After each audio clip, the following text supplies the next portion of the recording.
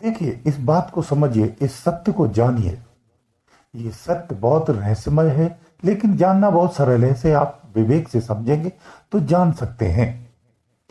आपको संसार में जो कुछ भी दिखता है, नदी, नाले, पहाड़, झरने, पर्वत, वृक्ष, जीव, जंतु, पशु, इस सृष्टि में आपको जो कुछ भी दिख रहा है, ये सब कुछ अंदर में भी दिखता है। ये ध्यान रखना।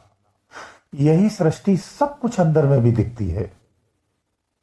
जो बाहर है वही अंदर में भी है। इन दोनों में अंतर क्या है? ये दोनों में क्या भेद हो सकता है? जो बाहर दिखता है वो अंदर में क्यों दिखता है? इसका क्या कारण हो सकता है? और जो अंदर में दिखता है वो कैसा है, बाहर दिखता है वो कैसा है? इन दोनों में क्या भेद हो सकता है? तो हमें बाहर का देखना चाहिए या फिर अंदर का देखना चाहिए, ये भी प्रश्न आ जाता है। क्योंकि दुविधा उत्पन्न हो जाती है कि जो कुछ बाहर दिख रहा है वो जब अंदर में दिख रहा है, यानी बाहर की सारी चीजें फिर सत्य हैं।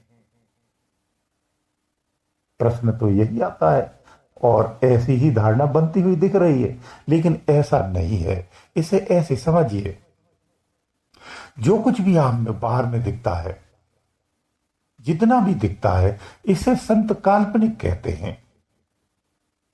ऐसा क्यों कहते हैं? इसलिए कहते हैं, देखिए, प्रकृति की तीन परतें हैं, तीन रूप हैं, तीन क्षेत्र हैं, या तीन सीमाएं हैं, या तीन अवस्थाएं हैं, जैसे भी कहिए, लेकिन इसके तीन रूप हैं। प्रकृति तीन रूपों में कार्य करती है। स्थूल जो है वो सबसे अंतिम है। इस स्थूल पर जैसे किसी आकृति, कोई चीज होती है, उसके ऊपर एक आवरण देते हैं। स्थूल एक आवरण है, केवल और केवल आवरण है। किसका? सूक्ष्म का। जो सूक्ष्म होता है उस पर एक आवरण दिया जाता है, उसी को हम स्थूल कहते हैं, जो पंच भौतिकी है। यही पंच भौतिकी आकार या आकृति बनती और बिगड़ती है। जिस तरह एक गाड़ी में इंजन होता है, इंजन का बाहर का जो कवर लगा होता है, उस कवर की आकृति बदल दी जाती है तो कहते मॉडल चेंज आ गया। तो उसकी शक्ल बदल जाती, रूप बदल जाता है। यानी रूप काल्पनिक होता है। ये बनता और बिगड़ता रहता है। नित्य क्षण नए रूप का उद्गम होता रहता है और पुराना नष्ट होता रहता है। ये स्थूलवत क्रिया है।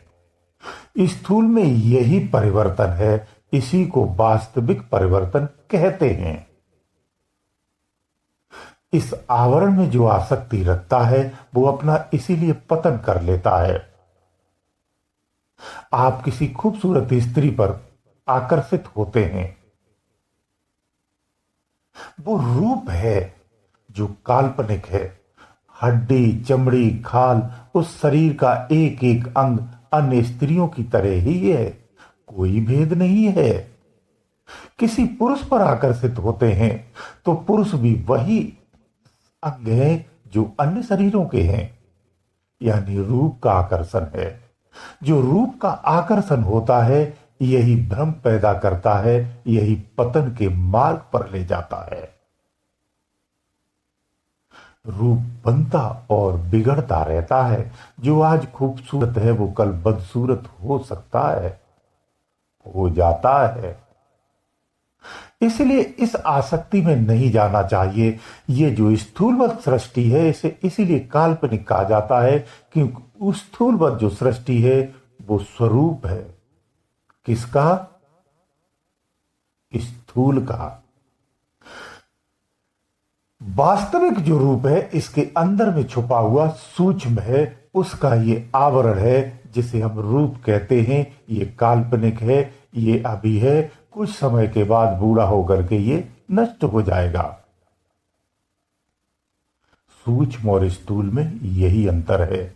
जब स्थूल की प्राथमिकता दी जाती है तब हमें सूक्ष्म को ही सत्य मानना पड़ता है, क्योंकि सूक्ष्म ही वास्तव में है, जिसके आवरण के लिए ही इसका निर्माण होता है। और सूक्ष्म अलग अलग निर्माणों में प्रवेश होकर के जीवन यापन करता रहता है। ऐसे ही करता आया है, आदि काल से अनंत काल से करता आया है और करता रहेगा, जब तक वो अपने वास्तविक अस्तित्व को नहीं जान लेता है। जिस दिन वो अपने वास्तविक अस्तित्व को जान जाता है तो फिर इन शरीर धारणाओं को त्याग देता है। जब तक हम भूले हैं तब तक ही हम शरीर की धारणाएं रखते हैं और धारण करते रहते हैं। शरीर को धारण करने के बाद शरीर के आसपास की एरिया में जो ज्ञान होता है, उस ज्ञान को हम स्वीकार करते हैं और जीवन जीते हैं। इसी को हम संसारी जीवन कहते हैं। यही तो संसारी जीवन है। ये क्रिया नित्य क्षण होती रहती है, बनते रहते हैं, शरीर बिगड़ते रहते हैं, नए उत्पन्न होते रहते हैं, पुराने नष्ट होते रहते हैं, नए शरीर को हम धारण कर रहते हैं, पुराने को छोड़ते रहते हैं, फिर नए शरीर को धारण करके नई नई युक्तियों को सीखते, नई नई संस्कृतियों को सीखते हैं, फिर उसी शरीर रूपी संबंधित तमाम ज्ञानों को सीखते हैं और शरीर को सुरक्षा रखते हुए अपने जीवन को जीते हुए पूरा जीवन जी जाते हैं और तमाम धारणाओं में, अंधविश्वासों में फंसकर अपने आप को पुनः नष्ट कर देते हैं, फिर से एक नया जीवन ले लेते हैं। इस तरह से हमारा ये जीवन चक्र चलता रहता है। लेकिन खास बात यह है, दुख की बात यह है कि इसी जीवन चक्र में हम फंस कर रह जाते हैं। हम अपनी वास्तविकता को भूले रहते हैं।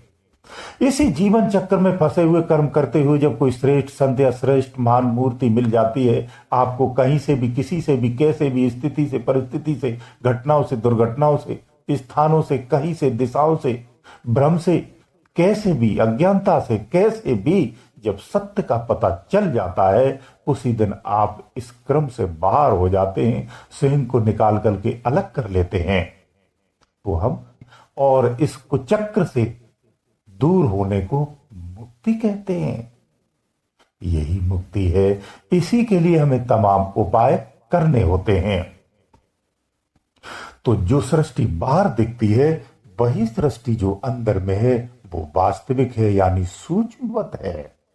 जो सूक्ष्मवत है उसी का आकार बाहर दिखता है। स्वयं सृष्टि की नकल बाहर की गई है। जैसे रामायण में आप सुनते हैं, जब हनुमान जी संजीवनी बूटी लेने के लिए गए थे तो रास्ते में एक माया रूपी सृष्टि को रच दिया था, तालाब बना दिया था, उन्हें विश्राम करने के लिए वहां रोका गया था।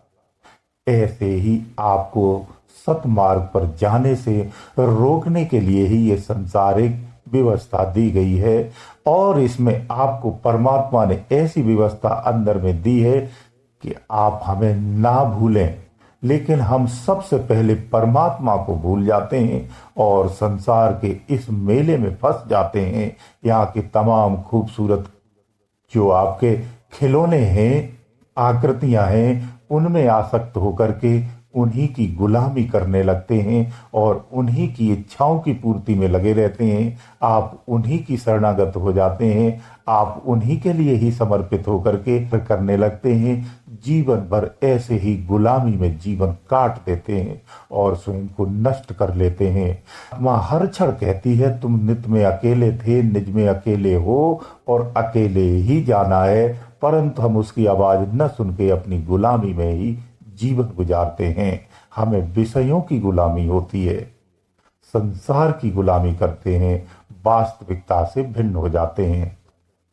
ये सृष्टि काल्पनिक है, वास्तविक अंदर में है। जब हम अपने ध्यान को अंदर में उतारते हैं तो हम वास्तविक को पहचानने लगते हैं, उसे जानने लगते हैं। इसलिए बाहरी कोई भी प्रयत्न अगर आप करते हैं, उससे आप वास्तविकता को नहीं जान सकते हैं। जब तक आप अंतर्मग्न नहीं होंगे, आप वास्तविकता को नहीं जान सकते हैं। ये यथार्थ सत्य है। जीवन के सारे प्रयत्न बेकार हैं जब तक आप अंतर्मग्न नहीं होते हैं।